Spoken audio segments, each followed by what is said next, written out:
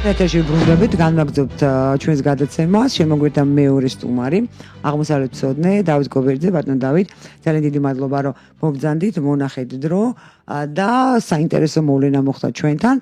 უпростоოდ მანამდეც ეს გაფორმდა, თქვა, საუდის არაბეთთან 6 მილიარდიანი ინვესტიცია და აგერ სულ ახლახან ეგრეთ წოდებული მშრალი პორტი გაიხსნა თბილისში და თუმცა გასაგებია საუდის არაბეთის დაინტერესება ალბათ აი შავი ზღვის რეგიონით, სამხრეთ კავკასიით, რაღაც ევროპასთან ვაჭრობი და ალბათ არა მხოლოდ ევროპასთან და ასევე თურქეთის სიახლოვეთ ამ აქტიურობით, ხო, რომელთაც გამოირჩევა, მაგრამ აქვე მე გამახსენდა, შეიძლება არა აქვს ამას კავშირი, მაგრამ მაინც რომ ტრამპმა ძალიან მომგებიანი ხელშეკრულებები გააფორმა, როგორც ამერიკისთვის, ასევე თავისი კერძო კომპანიებისთვისაც, რომელსაც მისი შვილები ხელმძღვანელობენ, რაღაც $3 ტრილიონ ხელშეკრულებაზეა ლაპარაკი, რომელიც გაფორმდა ამერიკის შეერთებული შტატებსა და საუდის არაბეთს შორის და საუდის არაბეთი მოიაზრება ამერიკის შეერთებული შტატების ერთ-ერთ მთავარ დასაყრდენად ახლო აღმოსავლეთში.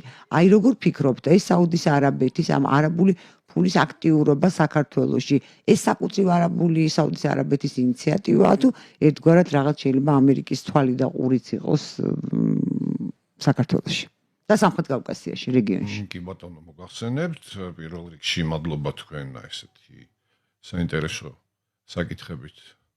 მადლობთ. ყურადღების მიქცევისთვის. ცოტა ახლოს თუ შეიძლება და დიახ. დავიწყოთ ამ თემაზე საუბარი, კი ბატონო. თავისთავად ახლა ჩვენი ქვეყნისთვის ბუნებრივია, საინტერესოა და მიმზიდველია ყველა უცხოური პროექტი, რომელიც განხორციელდება ჩვენთან. ყველა ინვესტიცია, რაც განხორციელებული იქნება ჩვენი ქვეყნის ტერიტორიაზე, ჩვენი ეკონომიკის სასიკეთოდ, ეს აქ ორი აზრი არ შეიძლება არსებობდეს. აი რა ინტერესები ამოძრავებს საუდის არაბეთს, სამსჯელო საკითხია, რა თქმა უნდა ეკონომიკური პირველ რიგში. და აქ შესაძლებელია დიდი ფული შოვდა ვაპატეთ ასეთი ტერმინისთვის. ვის მიერ? აი საუდის არაბეთის წარმომადგენლების გაჩნია ჩვენ რას ვეძახით დიდ ფულს და გავითვალისწინოთ რომ ხო იმათთვის დიდი ფული ძალიან ბევრი ფულია. ძალიან ბევრი ფული. იმათთვის დიდი ფული ჩვენთვის წარმოუდგენელი ფულია, დაუჯერებლად დიდი ფულია. ეხლა საუდის არაბეთს ისეთი გეოგრაფიული მდებარეობა აქვს, მოგეხსენებათ, რომ ისეთ ზღვებზე აქვს გასასვლელი და პორტები, რომ პირველი აუცილებლობა თქვა საქართველოში მშრალი პორტის არსებობის არ იდგა და არ დგას. უბრალოდ საუდის არაბეთი, რომელიც თავის თავს წარმოაჩენს და აქვს პრეტენზიები, შეიძლება საფუძვლიანიც რომ მსხვილი რეგიონალური მოთამაშე უნდა გახდეს, იმდენად დიდი ეკონომიკური პროექტები ხორციელდება საუდის არაბეთის ტერიტორიაზე, ტახტის მემკვიდრე პრინცის მიერ, რომ გაოცებას იწვევს არა მხოლოდ მცირე ქვეყნებში, აი დიდი ქვეყნებისთვისაც კი რაღაცა წარმოუდგენელია მასშტაბები, რაც იქ ხორციელდება. თუმცა აი ეს გრანდიოზული პროექტები, რაზეც ლაპარაკი იყო გასული წლებიდან, რაღაც რამდენიმე 10 კილომეტრიანი ქალაქის ხელა შენობები და ასე შემდეგ სანაპირო ზოლში და ამ პროექტებმა ცოტა მოიკლო სიდიდეში, იმიტომ რომ აღმოჩნდა რომ ეს პროექტები ჯერთი ისედაც დაზიანებულ საუდიას ეკოლოგიას კიდევ უფრო დააზიანებდა, ეკონომიკურადაც ძალიან ძნელი ასაწევია საუდის არაბეთისთვისაც კი და ტექნიკურადაც მარტივი განსახორციელებელი სულაც არ აღმოჩნდა. თუმცა მიუხედავად ამისა, გრანდიოზული პროექტები ხორციელდება საუდის არაბეთში, იქნება ახალი ავიაკომპანიები, რომელიც ისედაც არ აკლდა ამ ქვეყანას და მოკლედ ცოტა სხვა რელსებისკენ გადასვლას ვამჩნევთ ამ ქვეყნის. ბოლომდე ეს ამბავი არ გამოვა, იმიტომ რომ ეს მაინც საუდის არაბეთია, საუდის არაბეთში დავიწყდება ნურავის რომ მუსლიმებისთვის ორი ყველაზე წმინდა ქალაქია მექა და მადინა. მთელი თავისებურებებით. საუდის არაბეთს და ზოგადად სპარსეთის ყურის ქვეყნებს საქართველოში უნდა ჰქონდეთ და აქვთ კიდეც ცოტა სხვა მიმართულებით ინტერესები. რა მიმართულება შეიძლება ეს იყოს? ეს არის მტკნარი წყლის რესურსები ჩვენთან, რომელიც პრაქტიკულად განუსაზღვრელი რაოდენობით გააჩნია ჩვენს და ამის მშრალი პორტი რა აუცილებელი? არაფერი აუცილებელი არ არის, აბსოლუტურად არ არის აუცილებელი. უბრალოდ რაღაც ადგილების ფულს დებს, ადგილებს მონიშნავს, იმყარებს პოზიციებს, იბევებს, რა თქმა უნდა, ძალიან დიდი ინვესტიციის განხორციელების შედეგად მას იმედი აქვს, რომ რაღაცებზე შეიძლება უარი არ უთხრან სამომავლოდ, რაღაც მსხვილი რესურსები დაუთმონ, თქვათ, შეღავათიანი პირობებით და ასე შემდეგ. თუმცა თავისთავად ასეთი ინვესტიციის განხორციელება ჩვენთან კარგის მეტი არაფერი არ არის. მოდით დღეისთვის შევხედოთ ამ პროექტს. და იმ წყალსაც თუ წაიღებენ ფულს ხო გადაიხდიან ამ წყალში? აუცილებლად გადაიხდენ, აქ მხოლოდ წყლის წაღებაზე არ იქნება ლაპარაკი, აქ იქნება ხანძლივადიან დიახ. არა, ეს მე მგონი ხო, რატომ შესყიდვა გარკვეული რესურსების სახელმწიფო საკუთრებაა ჩვენთან ეს იჯარა ძალიან გრძელვადიანი და ექსპლუატაცია. მე ის ექსპლუატაცია რა პირობებით მოხდება, რა მასშტაბებით, ამის გაკონტროლება თეორიულად შესაძლებელია, მაგრამ პრაქტიკულად მე ძალიან ძნელი ხდება ხოლმე. და მე ეხლავე მინდა ვთქვა, რომ თუ განხორციელდა ასეთი პროექტი საუდის არაბეთიდან, გაერთიანებული საამიროებიდან, ან კატარიდან, რის დასაზვერათაც აქ უკვე მოდის ხალხი წლების განმავლობაში ამ ქვეყნებიდან დადის ხალხი, კონკრეტული რეგიონებიც ვიცი, სადაც დადიან წყლის რესურსების ასათვისებლად და დასაზვერად. ცოტა აგვიანებენ ისინი, მაგრამ მაინც გამომდინარე მათი ფინანსური რესურსებიდან ადრე თუ გვიან ისინი ჩადგამენ ფეხს ამ ბიზნესში, საქართველოში, ძალიან მყარად. აი ესეთი მდგომარეობა და რაც შეეხება ამერიკის შეერთებული შტატების ხო არ მგონია რომ ამერიკის შეერთებულ შტატებს თვალი და ყური ჭირდებოდეს საუდის არაბეთის სახით საქართველოში. თავისი რა თქმა უნდა აქვს და დიდი ხანია აქვს და თვალი ორია, ყურიც ორია, მაგრამ ამერიკის შეერთებულ შტატებს ორ-ორი არ აკმაყოფილებთ ხოლმე და უფრო მეტი სურთ და აქვს კიდეც და რა შეიძლება უნდა გქონდეთ კიდეც. ყოველ შემთხვევაში აქვთ. და გუშინ ჩვენ საინფორმაციო სივრცეში არ მომისმენია, მაგრამ ასეთი რა მოვისმინე ყაზახეთის საინფორმაციო სივრცეში, რომ გაიხსნა ტერმინალი ფოთში, ყაზახური ტერმინალი, რომელიც ყაზახეთს საშუალებას მისცემს თავისი პროდუქცია გაიტანოს ევროპაში. თქვენ თუ გსმენიათ რამე ამის შესახებ? აი და ხო ტერმინალი, ხო ეს ყაზახეთის საკუთრება იქნება, იქ არ იყო კარგად ეხა საკუთრება ალბათ არ იქნება, არ ვიცი, ჩვენ სივრცეში ასეთი რამ არ ყოფილა და ეს გზა, იმიტომ რომ შუა დერეფნისთვის იქ ლაპარაკი იყო, მე მგონი 80,000 კონტეინერის გამტარუნარიანობით ეს ტერმინალი ძალიან საინტერესო იყო. ეს შეთანხმებული იქნება აუცილებლად ევროკავშირთან. ევროკავშირი რატომ არ გვიმჩნევს ხოლმე აი ამ შუა დერეფნის პროექტზე საუბრისას და მხარეების დაზვერვისას იქნება ეს. ჩინეთთან საუბარი, ცენტრალური აზია, აზერბაიჯანი, ჩვენ რატო გვივლის გარშემო? ტაქტიკური ხერხებია ესენი, თავისებური ტაქტიკური ხერხები. ეხლა აი ეს პროდუქცია, რომელიც თქვენ ბძანეთ, მართალია ვერ დავაზუსტეთ ეხლა ეს ესეა თუ არ რეალურად, მაგრამ ადრე თუ გვიან შეიძლება განხორციელდეს. ხო, იგივე ჩინური პროდუქციის გზაგამტარი საქართველოს ტერიტორიაზე. ამ პროდუქციამ სადამდე უნდა მიაღწიოს ევროკავშირის ტერიტორიაზე. ხო, მართალია რა. ამიტომ ევროკავშირის დაინტერესება ძალიან დიდია. რატომ ჩინეთის ტვირთები ევროკავშირის ტერიტორიაზე აქამდეც მიდიოდა? ხო, ვერ ვიტყვით რომ ეს რაღაც ნოუ-ჰაუა. ხო, ნოუ-ჰაუა და ეხლა ჭრიან გზას. არაფერ გზას არ ჭრიან, ისე უბრალოდ ჭრიან მოკლე გზას და იაფ გზას. რატომ? რომ მოგებან ნახონ მეტი ჩინეთშიც და შესაბამისად იქნება საშუალება იმისა, რომ ჩინური პროდუქციის ფასები შემცირდეს ევროპის ტერიტორიაზე. ორმხრივი ინტერესები აქვს. აი ეს ზედაპირზე დევს ეს საკითხი. ამიტომ ინტერესი ჩინეთშიც არის, ევროკავშირშიც არის. რა თქმა უნდა, ჩვენი ინტერესიც არის ამაში. აი ეს არის და ეს. ხოლმე მე აქ ვერ ვიგებ ერთ რამეს, აი როდესაც ევროპარლამენტარები, ხო, ევროპა ისევ იმავე პათოსთან, განსაკუთრებით ბალტიის პირელი უკვე მეღიმება. იმდენად არასერიოზულია, რასაც ისინი ლაპარაკობენ, ეს არ ტოვებს სერიოზულ შტაბეშტილებას. მე არ ვიცი რა მხელა გავლენა აქვს, მაგრამ ნუ ჩემზე ყოველ შემთხვევაში არ ტოვებს. აი ეს შფოთი და არეულობა რატო უნდა იყოს მაშინ ხელსაყრელი იგივე ევროპარლამენტისთვის, როდესაც ევროკავშირი ჩვენთვის ხო მერცი ელაპარაკა სი ძინპინს, მაკრონი ელაპარაკა, ფონ დერ ლაიენმა თქვა ჩვენ და ვითანამშრომლოთ. მათთვის თანამშრომლობა შეიძლება და ჩემთვის რატომ არ შეიძლება ჩინეთთან თანამშრომლობა და ეს რატომ მეთვლება მინუსად. ეს ორმაგი სტანდარტია თუ ეს რისი დემონსტრირება. ხო, ორმაგი სტანდარტი იყოს ჩინეთის სი ძინპინი ვერ გაიგებს რომ საქართველოს უკრძალავს, თქვა ისე ვიტყვი სქემატურად, თქვა მერცი და მაკრონი ან ფონ დერ ლაიანი ჩინეთთან ურთიერთობაზე თვითონ უნდა ურთიერთობის გაბმა. ეს რა დიპლომატიაა მე არ მესმის. მაგრამ არანაირი დიპლომატია არის, ეს არის აი წუთიერი რაღაც ინტერესები, რომელიც უბრალოდ გარკვეულ იდეოლოგიას პოლიტიკის ნაწილს უკავშირდება. საქართველოში არეულობა და მძიმე სიტუაცია ევროკავშირის ინტერესში ნამდვილად არ შედის. აბსოლუტურად არ შედის, იმიტომ რომ ყველამ ძალიან კარგად იცის. დიდი არეულობის შემთხვევაში ჩვენ ყავს ძალიან საშიში მეზობლები.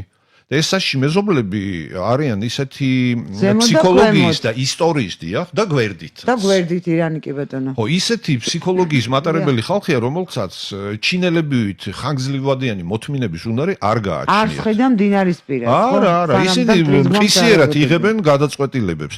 თუნდაც ეს გადაწყვეტილებები მათი საკუთარი ქვეყნის ინტერესების წინააღმდეგ იყოს იმ წუთისთვის. მაგრამ ჩვენთვის ამას მნიშვნელობა არ აქვს. ჩვენთვის მნიშვნელობა აქვს იმას, რომ ამ ზოგიერთი მეზობლის ინტერესების დაკმაყოფილება შეიძლება ჩვენთვის ძალიან ცუდად დამთავრდეს. და ცუდად დამთავრდეს ევროკავშირისთვისაც, იმიტომ რომ ეს სიმწრით მოპოვებული ეს დამოუკიდებელი ქვეყნები, ხო, გვახსოვს ჩვენ ახლა საბჭოთა კავშირის დაშლა, არა მხოლოდ ჩვენი ქართველების და სხვების ოცნება იყო. ევროპელებიც ოცნებობდნენ ამას და მუშაობდნენ და დიდძალი თანხები და ეკონომიკური რესურსები იყო და იდეოლოგიური რესურსები იყო მიმართული ამისკენ, ხო? ხო მართალია. არა მხოლოდ ამერიკელების, ევროპელებისაც. და ეს ერთი ხელის მოსმით ჩააბარებს ვინმე რაიმე რეგიონს ქვეყანას, რუსეთის ფედერაციას, ან თურქეთის პროგრესულ რესპუბლიკას, ან ირანის ჰუმანიტარულ რესპუბლიკას, ჰუმანურს უკაცრავად.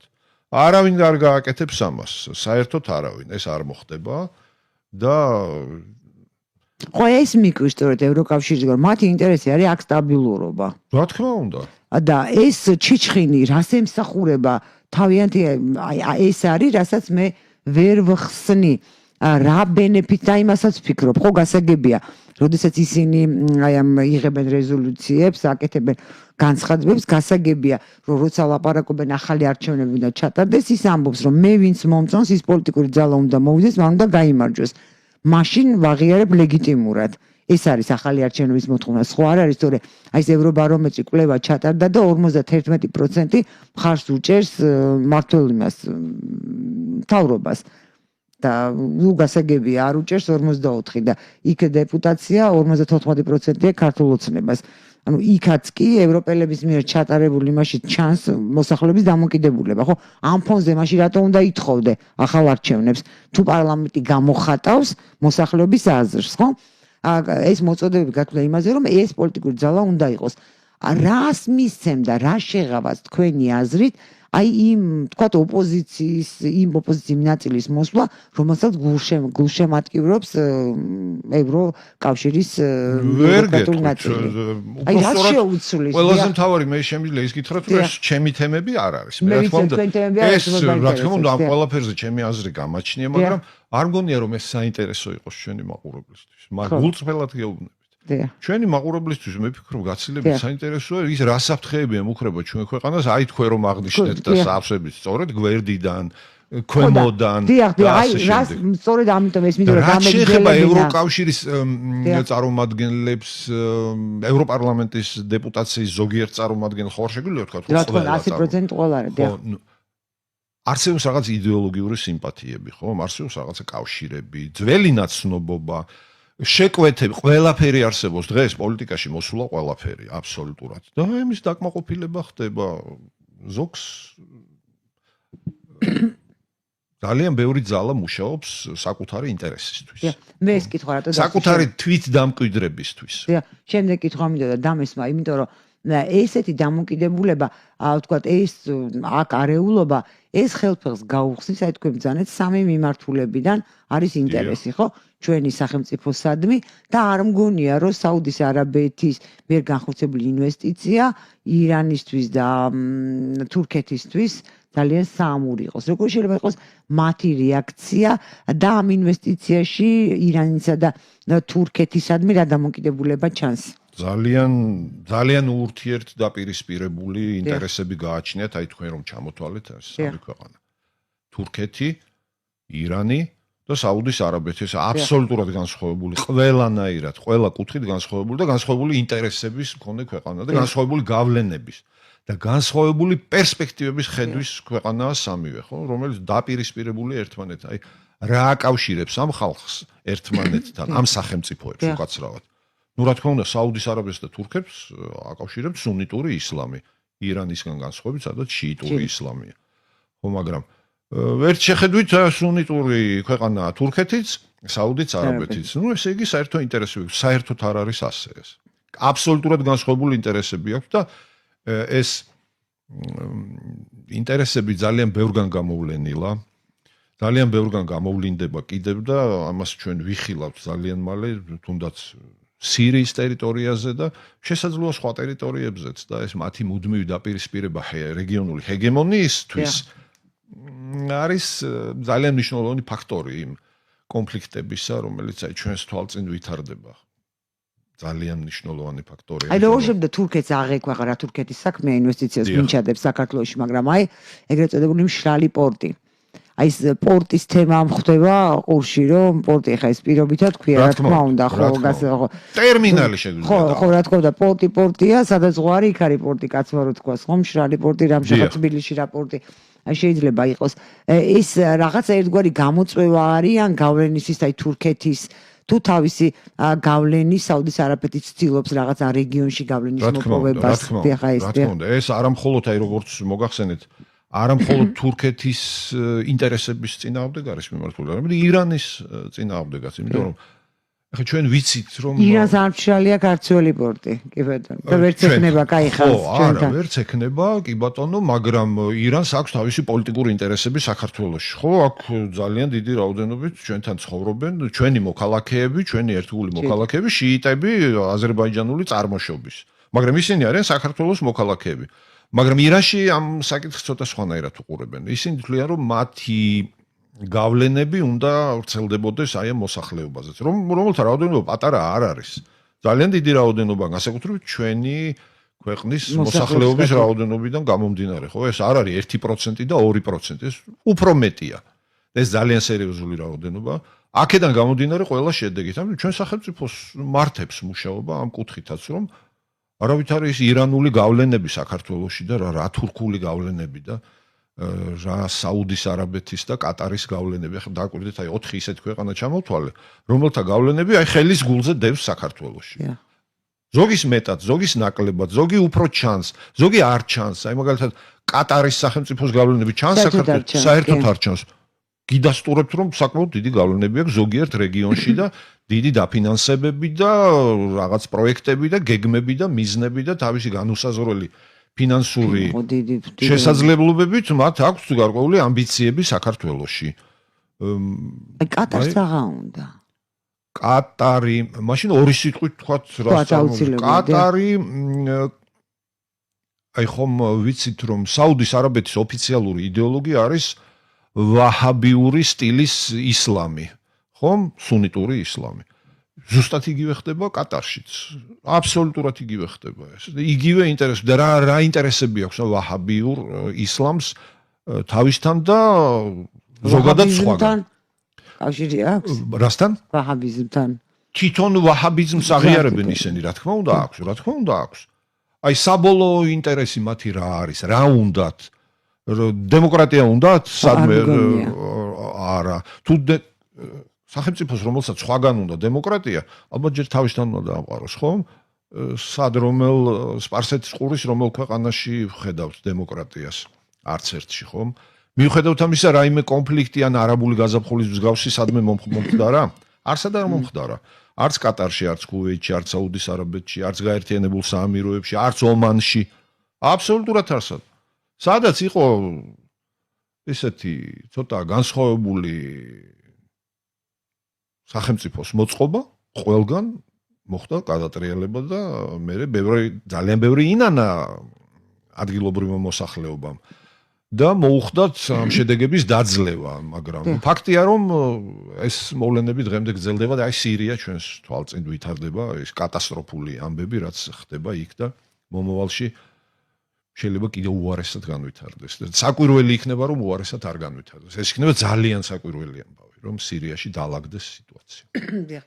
და ანუ კატარისაც ბოლომდე არ დაგისვი მე მგონი ვაჰაბი და იგივეა კატარის რა თქმა უნდა ერთი და აბსოლუტურად ერთი და იგივე იდეოლოგია. და აქაც თავიანთი ხალხია ჯერ ერთი და იგივე. და აქაც თავიანთი აქ რა სეგმენტზე მუშაობენ და თუ შეიძლება ამას როგორ შეიძლება არა შეიძლება კი არა მე თვითონ აუცილებელია ამას რა სეგმენტზე დიახ სუნიტური ისლამის მიმდევარ რეგიონებზე მუშაობენ ისინი პანკისის ხეობა ზემოაჭარა აი ამ რეგიონებზე მუშაობენ თურქეთთან არ მოდიან წინააღმდეგობა აი როგორ ანუ თურქეთიც მუშაობს და კატარი და საუდის არაბეთიც ჩვენ რას ვაკეთებთ კი ბატონო თურქეთს და კატარს პრაქტიკულად ერთი და იგივე იდეოლოგია გააჩნია ხა თურქეთის მართველი პარტიის იდეოლოგია არის მუსლიმი ძმების იდეოლოგია და მუსლიმი ძმების იდეოლოგია და ვაჰაბიას მიმდინარეობა ძალიანაც არ განსხვავდება ერთმანეთისგან. თან უნდა გვავიწყდება რომ თურქეთს და კატარს აქვთ არაჩვეულებრივად კარგი ურთიერთობა ერთმანეთთან. ეკონომიკური, ტექნიკური, სამხედრო, თურქეთის სამხედრო ბაზა არსებობს კატარის ტერიტორიაზე. სამხედრო ბაზა თურქეთის. წარმოგიდგენიათ? ძალიან კარგი ურთიერთობა აქვთ, ძალიან კარგი. განსხვავებული ურთიერთობა აქვთ. არც ერთ სხვა არაბულ ქვეყანასთან თურქეთს არ აქვს ესეთი მაღალი დონის და განვითარებული ურთიერთობა. კატარის ინტერესები თვალსაჩინოა საქართველოში, ენერგეტიკის სფეროში, სხვა სფეროებში და განსაკუთრებით იდეოლოგიურ სფეროში, რელიგიის მიმართულებით. მე მაინც ვერ ხსნი შეიძლება, იმიტომ რომ ეს საკითხი არ ვიცი. ჩვენი ტერიტორია არის ძალიან მცირე. კი მე მესმის რომ ჩვენთვის მოსახლეობის საერთო რაოდენობის 10%, 8% დიდი რაოდენობა, მაგრამ თვითონ მასშტაბის მხრივ არ არის ეს ქვეყანა იმხელა, არ არის, აი რატო არის ასეთი ინტერესი გავლენისთვის? ჩვენი ტერიტორია ესაზღვრება რუსეთს. დიახ. რუსეთის ტერიტორიის ზუსტად იმ ნაწილს, სადაც მუსლიმი მოსახლეობა არის. ანუ ჩილოკავკასიის გამოა დაღესტანი და ჩილოკავკასია, რა თქმა უნდა. რატო არ აქტიურობს, თქვათ, კატარის ფინანსები და კატარის გავლენები იგივე, თქვათ, სასონხეთში? ხო ეს მაინტერესებდა ხო აი ეს მაინტერესებდა იმიტომ რომ არ არის საზღვარი არ არის და მოსახლეობაც არ არის დასამალია ის რომ კატარი, თურქეთი და საუდის არაბეთი აფინანსებდნენ იმ ძალებს მათ შორის ეს ალ-ჯულანის ორგანიზაცია სირიაში და დაფინანსება და წვრთნა და მომზადება ამ ქვეყნების მიერ იყო განხორციელებული. ანუ მარტო თურქეთის მიერ არა? არა, მარტო თურქეთის მიერ არა, რა თქმა უნდა. ერთ-ერთი პირველი ვიზიტი სად განახორციელა ალ-ჯულანიმ საუდის არაბეთში და საუდის არაბეთის ტახტის მემკვიდრე მიიღო და შეხვდა და ხელი ჩამოართვა და ტრამპს წარუდგინა და ერთად შეიძლება ითოჭიქა ღვინოც მიირთვეს ბჭყალებში ჩავსვათ რა თქმა უნდა იმიტომ რომ ამ სამიდან ორი ღვინოს არ სვამს. მაგრამ არა ნუ ყოველ შემთხვევაში ერთი ნამდვილად არ სვამს ალ-ჯულანის სასახელოდ უნდა ითქვას ეს და პრინც მუჰამადი არ ვიცი. სამსწორე კი ბატონო. და ეს თვითონ ნუ აქ ამასთან თქვა ალ-ჯულანი ალ-შარა ადიქცა, ამას ამბობს უკვე აღარაფერი აღარ ეშველება, მაგრამ აი ტალიბებისთვის აი ტერორისტული სტატუსის მოხსნის საკითხი რო დადგა.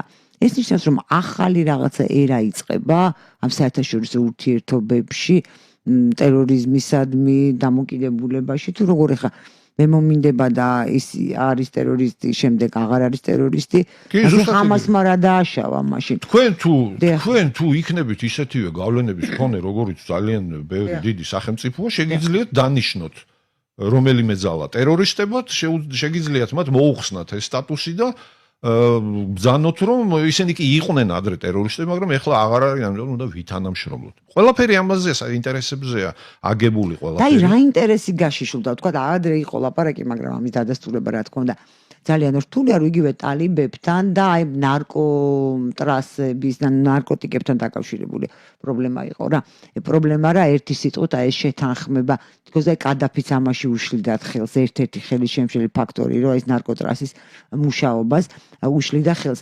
რა ინტერესი შეიძლება გასჩენოდა თქვენი აზრით ისეთი ამერიკის შეერთებულ შტატებში, რომ ტალიბებისთვის ეგრეთ წოდებული სტატუსის შეცვლაზე გაეკეთებინა განცხადება?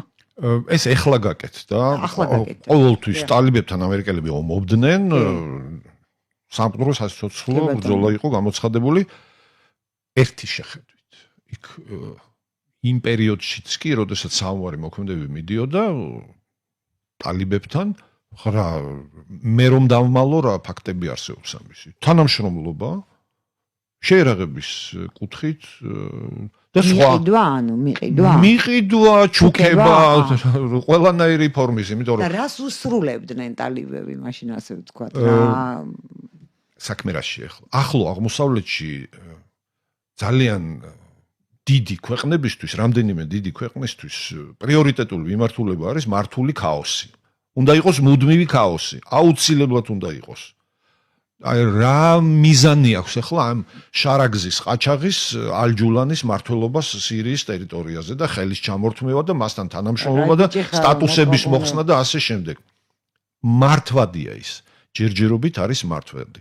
სანამ ის აი იმ დიდი სახელმწიფოების წინააღმდეგ არ გაილაშქრებს, საქმით, შეიძლება სიტყვით რაღაც თქვას, ამას აპატიებენ. აი საქმით ერთ ნაბიჯს რომ გადადგავს მარჯვნივ, ან მარცხნივ, მას თავი აღარ შერჩება მხრებზე, გაქრება საერთოდ, მაგრამ ჯერჯერობით ის ჭირდება. ყველას ჭირდება. საუდის არაბეთს ჭირდება, კატარსაც ჭირდება. რატო ჭირდება საუდის არაბეთს ალჯულანი სირიაში? იმიტომ რომ მისი დაუძინებელი და მოსისხლი მტერი ირანი ვერ გაჭაჭანდეს სირიის ტერიტორიაზე და ალჯულანი ამას არ დაუშვებს არავითარ შემთხვევაში. იგივე თურქები არ დაუშვებენ, რომ სირიის ტერიტორიაზე ირანის ინტერესები ხელმეორედ აღორძინდეს და წამოიწიოს წინ. ან რუსების ინტერესები გადაჯაჭვულია ეს ყველაფერი ერთმანეთთან. აი ეს უნდა დავინახოთ. ჯერჯერობით ამას ასრულებს ყველაფერი. აი საკვირველი ამბები ხდება სირიაში. აი როგორ მოხდა რომ თავის დროზე ჩვენთან ჯიჰადისტს რომ ეძახიან კატეგორიულად მიუღებელი ეს ტერმინი ჩემთვის რას ნიშნავს ჯიჰადისტი? არა ჯიჰადისტი მუსლიმი რა არის ახლა? ჯიჰადს არ აღიარებს? გასულია ისლამიდან? თუ რა ჯიჰადი ზოგს გონია ეს აუცილებლად ბანდიტიზმი და ყაჩაღობა. ესე არ არის ნამდვილ ჯიჰადს თავისი დანიშნულება აქვს გარკვეული და რთული თემაა, დიდი თემაა, დავანებოთ ამას თავი. ესე გუშინ ჯიჰადისტი იყო და დღეს აღარ არის ჯიჰადისტი და ის თანამებრძოლები რომლებიც გარს ეხვია და ზუსტად იგივე ხალხი ახვევია გარს თავს. ის უიღურები, აქედან კავკასიიდან წასული ხალხი, სხვა ეროვნების ხალხი ისინიც რუსები რომ იტყვიან პირიკავალის დემოკრატი თუ რაშია საქმე? რატო არ აქვს კონფლიქტი მას თავის გარემოცვასთან? რატო არ აქვს კონფლიქტი ისრაელთან? ხო, ისრაელთან არანაირი კონფლიქტი არ აქვს ალჯულანის ხელისუფლებას. შვენივრად თანაცხოვრობენ ახლა მიუხედავად იმისა, რომ ისრაელი გადადგა ნაბიჯები და სირიის ტერიტორიები დაიკავა და გამოაცხადა, რომ ეს ჩემი ბუფერული ზონაა. არავინ თოფს არ ესვის ისრაელს. გასაგებია, რომ თოფს ვერ ესვრის. მაგრამ რაღაც საპროტესტო განცხადების გაკეთება შეიძლებოდა, ხო? აი ეს არავის არ გაუკეთებია. ნუ დატოვეთ ტერიტორია და ასე შემდეგ. ყველას აწყობს ამ კაცის იქ ყოფნა, იმიტომ რომ ამ კაცმა უნდა შეასრულოს გარკვეული ფუნქციები იქ. აი სულ ცოტა ხანში რა გარდა იმისა. რა თქმა უნდა, ის ფუნქციები რისი გულისთვისაც რასაც შეეწირა ბაშარ ალ-ასადი, შეეწირა მისი სიცოცხლე არა, მაგრამ მისი პოლიტიკური კარიერა და ყველაფერი. მაგრამ მისი მომხრეების სიცოცხლე. მისი მომხრეები იცით რა შეასაქმე მის მომხრეებზე, ხალხზე, ახლო აღმოსავლეთში და ალბათ სხვაგანაც ცოტა ნაკლებს ფიქრობენ ახლა იქ ვიღაც ქრისტიანები დაისაჯნენ იქ, ვიღაც დრუზები შეავიწროვეს, ვიღაც ალავიტები დახოცეს, ქურთებს რა დღეელით ხვალ სირიაში, არავის არ აინტერესებს ეს ამბავი. აბსოლუტურად არავის. და ამბობდით და არ დაასრულეთ რა გამოიკვეთა, ანუ რა შეასრულა და რა უნდა შეასრულოს? აუცილებლად უნდა შეასრულოს ის, რაც დასახული აქვს მიზნად, მის მხარდამჭერებს და მის მწვრთნელებს და შემაიარაღებლებს. აუცილებლად. სირიის ტერიტორია უნდა იყოს გახსნილი იმ მილსადენებისთვის და იმ პროექტებისთვის, რაც სპარსეთის ყურიდან უნდა გაიაროს სირიის ტერიტორიაზე, შემდეგ თურქეთის ტერიტორიაზე.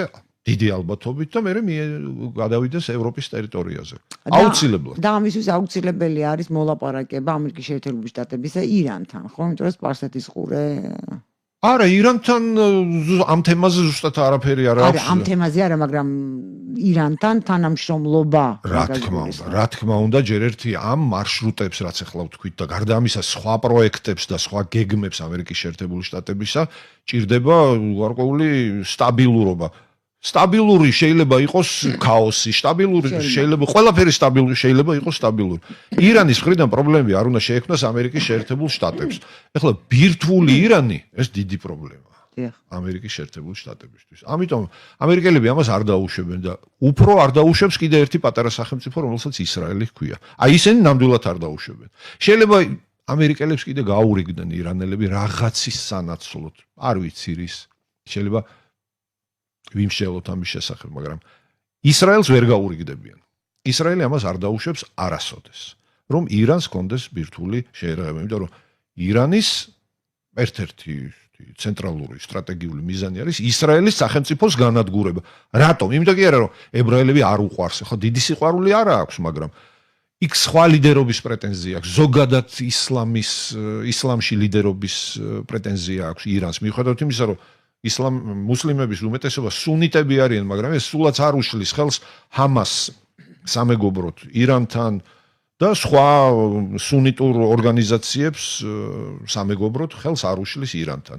როცა საჭიროა, სუნიტები და შიიტები პოულობენ საერთო ენას. ეს უნდა გავითვალისწინოთ. საერთოდ მიჩნეულია, რომ როდესაც ბევრი ინტერესი იკვეთება, ეს არის ყოველთვის ჩვენთან, ჩვენ რეგიონში, ჩვენ ქვეყანაში ეს არის ერთგვარი უსაფრთხოების გარანტია. ამ შემთხვევაში ეს თურქეთის ინტერესი, საუდის არაბეთი, კატარის ინტერესი, ირანის თუ კი იკვეთება საქართველოში, ეს უფრო საფრთხის შემცველია თუ პირიქით რაღაც უსაფრთხოების დაბალანსდება ეს ინტერესები ჩვენი უსაფრთხოებისთვის. ჩამოთვლილი, კარგი შეკითხვა. ჩამოთვლილი ქვეყნებიდან ყველას ინტერესი იყოს ჩვენთან სტაბილური სიტუაციის შენარჩუნება და განვითარება და ხელის შეწყობა. ყველასი ნამდვილად არ არის ახლა. აბსოლუტურად სულ ერთია ახლა კატარის სახელმწიფოსთვის საქართველოში სტაბილურობა იქნება თუ არ იქნება. შეიძლება მილსადელმა უნდა გაიაროს თურქეთი. კი ბატონო. ხო, რა თქმა უნდა, ახლა საქართველოში კატარის გაზის გავლის პერსპექტივა არის ნულის ტოლფასი, ხო? და საერთოდ არ აინტერესებთ იმათ ეგ ამბავი. ისინი სხვა კუთხით მუშაობენ იქ. ისინი ფუნდამენტალისტური კუთხით მუშაობენ აქა და ფულიც იხარჯება ამისთვის. საკმაოდ დიდი ფული. და ამისთვის ხალხი ზის აქ და მუშაობს. ესე ეს. გარდა კატარისა, ირანისთვის, თურქეთისთვის სტაბილურობა, საუდის არაბეთისთვის ალბათ სტაბილურობა ხელსაყრელია. თურქეთი ირანისთვის როგორ ფიქრობთ თქვენ მაინც, თქვა თუ ითქმის ეს? არა, როგორ არ ითქმის, ყველაფერი ის რაც, ნუ არის რაღაც გარკვეული თემები, რომელზეც შეიძლება მოერიდოს ადამიანი სასაუბრო თემებს, მაგრამ არის თემები, რომელზეც ჩვენ ვალდებულები ვართ, რომ თქვა, გავლენები, იგივე თურქეთის, იგივე ირანის, რა გავლენებზეა ლაპარაკი? მაგალითად, თურქეთს ეკონომიკური გავლენები ხელის გულზე დევს ჩვენს ქვეყანაში, ხო, მართალია რაღაც. ჰუმანიტარულ სფეროში, ჰუმანიტარულ წყალებში ჩავს, ამიტომ ეს რელიგიური გავლენების კუთხეა. მთელი რიგი ორგანიზაციები მუშაობს საქართველოში, თურქული რელიგიური ორგანიზაციები, ჰუმანიტარული საფარქვეშ. პირდაპირ შემოდინება ხდება ზღვა ლიტერატურის საქართველოს ჩვენთან, თურქეთიდან. თურქეთში დაბეჭდილი, ქართულ ენაზე დაბეჭდილი ლიტერატურა. ისლამის პოპულარიზაციისთვის, ყურანის 100,000 ეგზემპლარი. 10,000 არ არის ლაპარაკი. 100,000-ია ლაპარაკი. ხო, ამდენი მუსლიმი არ ყავს. მაგრამ შემოდის და ეს ესეთი უწყვეტი ნაკადია, ეს არ არის რომ გუშინ შემოვიდა და დღეს აღარ შემოდის. ლიტერატურა შემოდის ირანიდანაც. ირანელები გარდა ამ ლიტერატურის შემოდინებისა სასწავლო ცენტრები, ჰუმანიტარული საქველმოქმედო ცენტრები თბილისში და თბილისის გარეთ, რომელიც ქცეულია პანსიონებად, სადაც ხალხი მუდმივად ცხოვრობს, რასაკეთებენ იქ კაცმა არ იცის, სწავლობენ ისლამს, ყურანს სწავლობენ. იგივე საკეთებს ირანიც, კულტურული ცენტრები აქვს საქართველოში, უნივერსიტეტი აქვს საქართველოში, უნივერსიტეტის ფილიალი, მუშაობენ თავისი გავლენების გასავრცელებლად. ეს უნდა იცოდეს ჩვენ მომოსახლეობამ. ირანი და თურქეთი ბატონებო და ქალბატონებო ეს რაჰათ ლუხუმი და ფახლავა არ არის მხოლოდ. კიდე სხვა რაღაცეებიც არის და ეს უნდა ვიცოდეთ. ეხლა რამდენიმე არხზე ეხლა ჩვენ უბრალოდ ერთ-ერთ არხზე არც არხს ვიტყვი და არც იმ პიროვნებას დავასახელებ, ვინც რაღაცის პოპულარიზაციას ეწევა რაღაცის გულისთვის. მიდის არ ვიტყვი რომ პოპულარიზაციის ასეთი მთლიანი ფორმები, მაგრამ აი რაღაცის ისლამის გარკვეული მიმდინარეობების და ზოგადად ისლამის პოპულარიზაცია მიდის ახლა. ძალიან ისეთი ცუდად შეფუთული ფორმებით, დამახინჯებული ფაქტოლოგიური მასალით და ასე შემდეგ. გამგები გაიგებს. თუ ვერ გაიგებს არა. მითხარით გადაცემის შემდეგ რომ ტელევიზია თუ შეიძლება. რა თქმა უნდა, მიდის ესეთი აკადემიური დამწუხრებული სახით საუბარი მიდის რომ როგორი კარგი კაცი იყო მეოთხე ხალიფა ალი და ნუ მოკლეს. როგორი არაჩვეულებრივი კაცი, როგორი ვაშკაცი, როგორ ხმარობდა ხმალს და ასე შემდეგ. დალოცვილო, დაფიქრდი ცოტა რა, დოქტორი რო ხარ რა. მოკლედ. ვანდა ძალიან დიდი მადლობა სამწუხაროდ ჩვენ გადაცემის დრო ამოიწურა დღეს. ძალიან დიდი მადლობა მაყურებელს. ჩვენ თან შევხვდებით ხვალ 9 საათსა და 10-ზე დღეს კი გემშვიდობებით ნახვამდის.